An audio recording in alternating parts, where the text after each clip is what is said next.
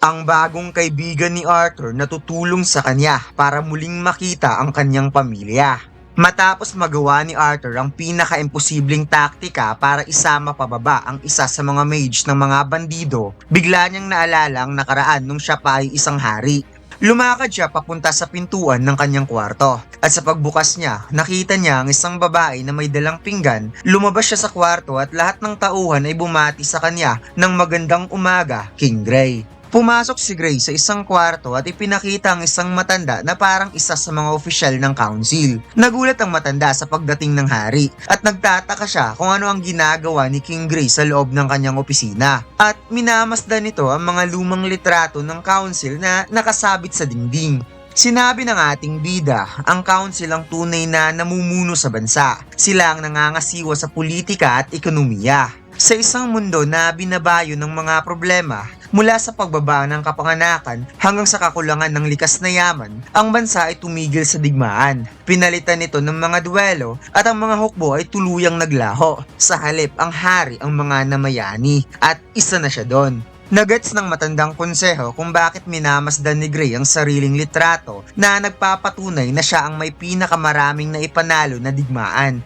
Sinabi ng matanda na totoong malaking karangalan ng maging bahagi ng konseho. Ngunit hindi niya rin may tatanggi na nakakaramdam siya ng pagkainggit sa katanyagan at kaluwalhatian na inaani ng isang hari tuwing ito ay nagwawagi. Napangiti ang matanda at napatanong kung ano nga ba ang dahilan ng biglaang pagdalaw ng hari. Hinawakan ni King Gray ang suot na medalya at kinuha niya ito upang ilagay sa lamesa ng councilor na sobrang ikinagulat ng matanda dahil sinabi ni King Gray na magriretiro na siya. Napahawak sa ulo si Gray dahil inilaan niya ang kanyang buong buhay para lang maging pinakamalakas sa lahat. At para saan?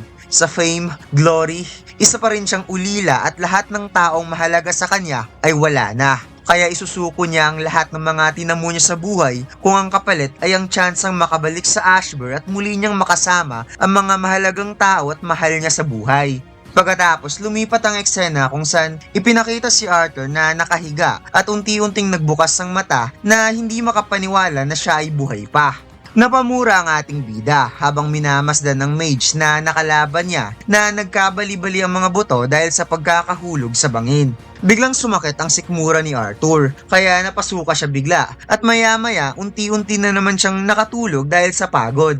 Umihip ang malakas na hangin at napadpad ang isang dahon sa bibig ng ating bida kaya napatching siya bigla. Napansin ni Arthur ang isang pouch ng pagkain at tubig sa tabi niya kaya pilit niya itong ginapang para lang magkalaman ng tiyan kahit papano at kinuha ang isa sa mga ito kaya napaluhan na lamang habang inunguya ang pagkain at ininom na rin niya ang tubig na kasama nito. Napahawak na lamang sa tiyan si Arthur matapos kumain at muli na namang nakatulog habang nagpapasalamat sa pagkain kinain niya.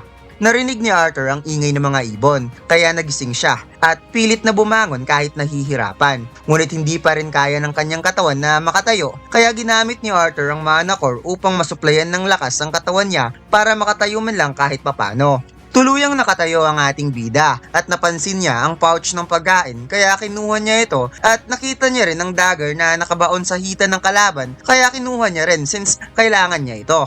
Napatingala na lamang si Arthur sa itaas. Minamasdan niya ang napakataas na bangin at hindi siya makapaniwala na nagawa niyang makasurvive sa sitwasyon na yon.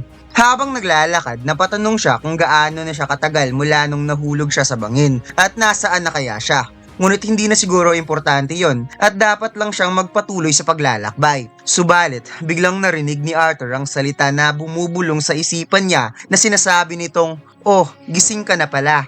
Biglang natakot si Arthur kaya nagtago siya sa gilid ng kahoy at hinanda niya kaagad ang kanyang dagger. Naisip niya na baka bangkay ng bandido ang nagsasalita. Muli na naman itong nagsalita at kinumusta ang kanyang katawan. Kaya napa-I swear to God ang ating bida dahil kapag biglang tatayo ang bangkay, hindi niya talaga ito kakayanin.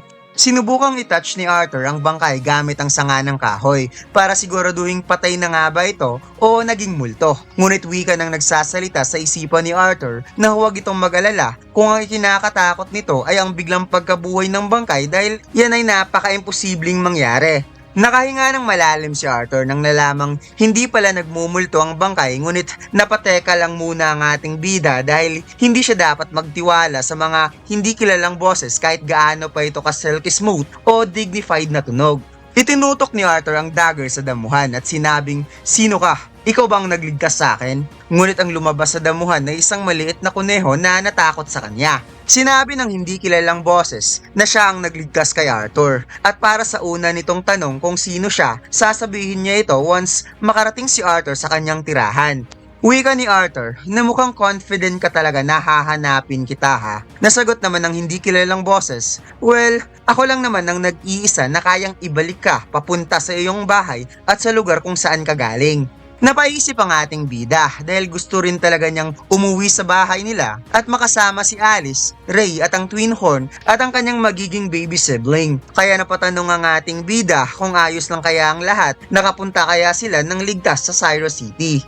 Napahawak baba si Arthur at tinawag niya itong si Mr. Voice na kung maaari ba niya itong abalahin sa pagtatanong kung nasaan ang direksyon nang sa gayon ay makita niya kung saan nakatira si Mr. Voice. Bahagyang napatawang nagsasalita at napawikang, "Ang talas mo talaga, Arthur Lewin." Ngunit medyo rude para sa kanya na tawaging Mr. at mas prefer niyang tawaging isang lady. Pero ramdam naman niya ang hangarin ni Arthur kaya okay lang. Napaisip si Arthur kung paano nito nalaman ng kanyang tunay na pangalan, ngunit bigla nitong sinabi na ipapakita niya na, kung saan biglang sumakit ang mata ng ating bida to the point na siya ay napasigaw at napaupo habang hinahawakan ng kanyang mata at bigla niyang nakita ang isang napakalaking bato at lagusan kung saan siya dadaan papasok sa loob.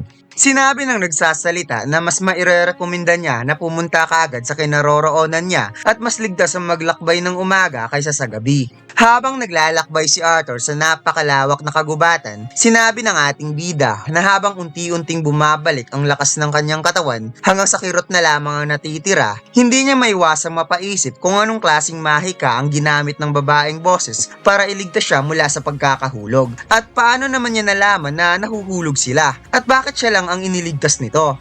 Na habang pinipilit niyang intindihin, mas lalo naman siyang nalilito na parang dumadami lang lalo ang mga katanungan sa isip niya. May narinig si Arthur na tunog, na parang tunog ng tubig na umaagos. Kaya habang umaakyat sa bato, sinabi niyang, "Pakiusap, kung maaari sana ito yung nasa isip ko." Kaya nang nakita ng ating bida ang tubig ng sapa, kaagad siyang nagdive para maligo. Nilabhan ni Arthur ang kanyang mga damit at bigla na lamang napatawa ang babaeng boses dahil magaan daw ang kanyang pakiramdam na makita si Arthur na walang iniintindi. Biglang tinakpan ni Arthur ang kanyang tinatagong sandata, kaya napatawa na lamang ang babaeng boses dahil wala naman daw siyang gaanong nakikita, kung saan parang tumagos sa dibdib ng ating bida ang mga salita na yon since kahit bata siya, isa pa rin siyang adult the way siya tumanggap ng komento.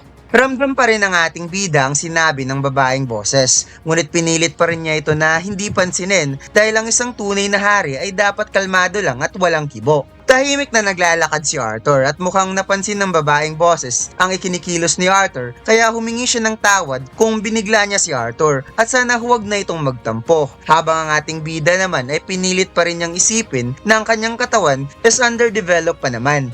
Kumuha muna ng tubig at pagkain ng ating bida at napagtanto niya, since nahulog siya sa bundok towards east, maaaring nasa malapit siya sa domain ng mga elves. Subalit wala naman siyang nakikitang kahit anong fog na kilala sa Forest of Ayrshire.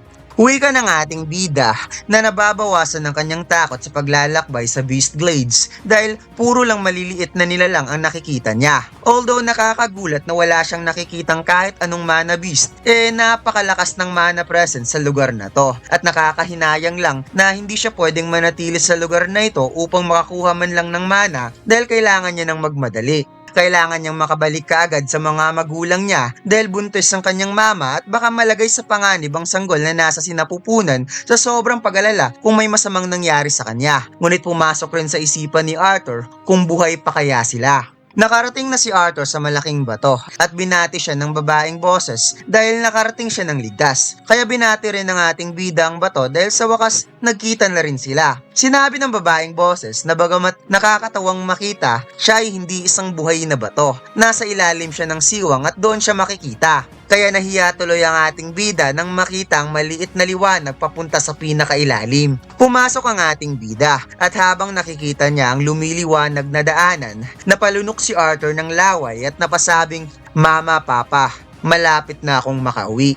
At dito lang nagtatapos ang chapter na ito mga lods. Huwag mo sanang kalimutan mag-like, comment at mag-subscribe sa ating YouTube channel at mag-follow sa ating Facebook page. Salamat!